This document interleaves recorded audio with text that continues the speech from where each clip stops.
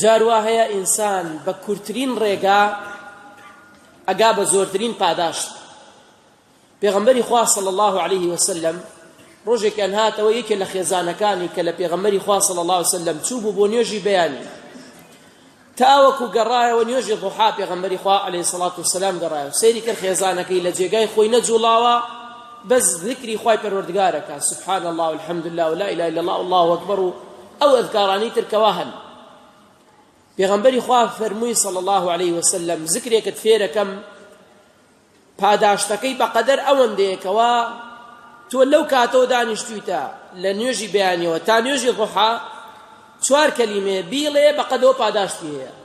سبحان الله وبحمده عدد خلقه وزينة عرشه ومداد كلماته. ئەو ذکرەی فێر کرد پێغەمبەری خوا صلی الله عليه وسلم وتی بەقەدەر ئەوە پاداشتی هەیە. کەواتە گەر پاداشتی کردەوەکان بزانی جار وایە بە کەمترین کردەوە زۆرترین پاداشت دەسەکەوێت.